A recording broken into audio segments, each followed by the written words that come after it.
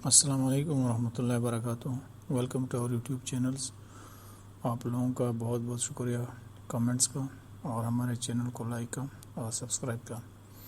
جیسا کہ آپ کو پتہ ہے ہم نے شروع کیا ہے آنسر اور کویسچنس ہیلتھ اینڈ سیفٹی کے بارے میں۔ تو آج ہم بات کریں گے، جب بھی آپ کسی انڈسٹری میں جاتے ہیں تو آپ سے یہ پوچھ سکتے ہیں کہ PTW یعنی ورک ٹو پرمٹ کیا ہے اور کتنے ہیں۔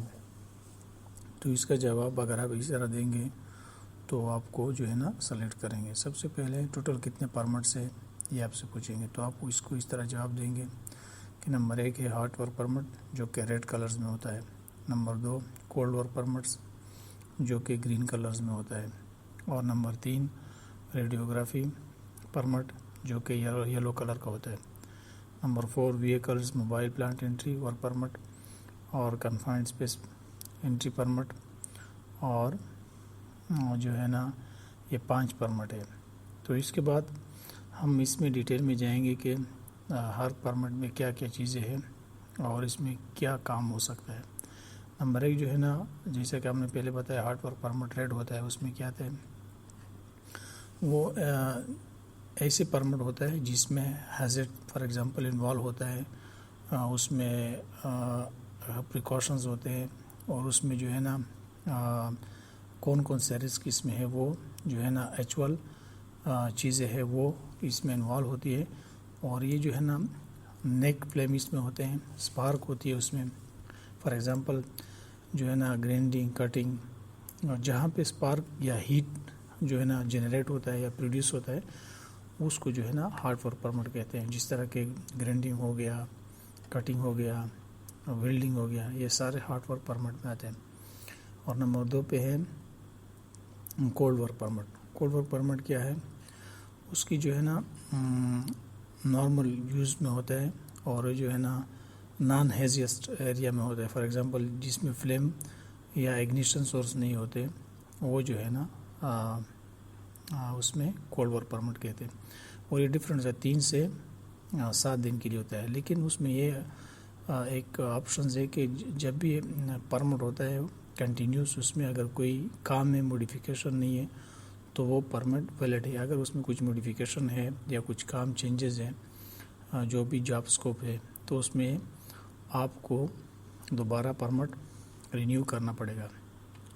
اور نمبر 3 ہے ریڈیوگرافی۔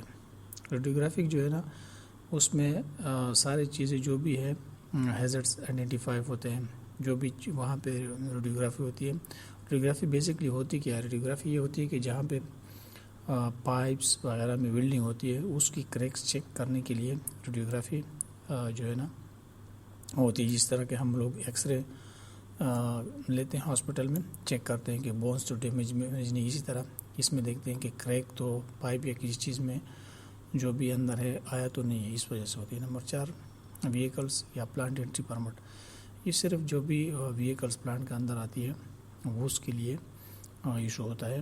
اس میں کرین بھی ہو سکتی ہے، اس میں ہیوی ایکوپمنٹس، اس میں ٹریلرز بھی ہو سکتے ہیں، اس میں موبائل، اس میں مین لفٹ، ساری ہی چیزیں اس کے لیے ہوتی ہیں۔ اور اس کے بعد ہے number 5 confined space. Confined space کے لیے وہ جو ہے نا ایک کنٹینیو سا ایک شفٹ کے لیے ہوتا ہے پرمٹ، اور وہ جو ہے نا اس میں رینیول اور ہو سکتا ہے اس میں، لیکن اگر اس میں سیم آپشنز اوپر والا جو ہے کہ اس میں اگر آپ کوئی چینجز کریں گے یا کوئی موڈیفیکیشن کریں گے کام میں، یا کام کوئی اور ہوگا اور آپ کچھ اور پرمٹ لیں گے تو اس کو دوبارہ رینیو کرنا پڑے گا کنفائنڈ اسپیس کا پرمٹ کے لیے۔ اور وہ ہمیشہ ایک شفٹ کے لیے ہوتا ہے، مثلا جو بھی 12 گھنٹے شفٹ ہے، 10 گھنٹے، اس کے لیے ہی وہ ویلڈ ہوتا ہے۔ اور جو بھی ویکلز پرمٹ ہوتا ہے وہ بھی ورک شفٹ کے لیے ہوتا ہے، لیکن ڈیپینڈ کرتا ہے کہ کون سا جاب اسکوپ ہے۔ تو وہ سیم پرمٹ رینیو بھی ہو سکتا ہے، منتھ بھی یوز ہو سکتا ہے، اور جو ہے نا 7 ڈیز کے لیے بھی یوز ہو سکتا ہے، لیکن اس میں یہ ہے کہ آپ نے اس میں چینجز نہ ہو۔ بیسکلی نارمل جو ہے نا 7 ڈیز کے لیے ہوتا ہے، اور 7 ڈیز کے بعد جو ہے نا same permit daily day and night میں اس کو رینیو کر سکتے ہیں۔ ڈیپینڈ کرتا ہے کہ جاب آف اسکوپ کیا ہے۔ اگر آپ اس کو چینج کرتے ہیں تو پرمٹ دوبارہ مینٹیننس یا آپریشن ڈپارٹمنٹ کے ساتھ جو بھی کنسرن بندہ ہے ایشور سے اسے رینیو کرنا پڑے گا.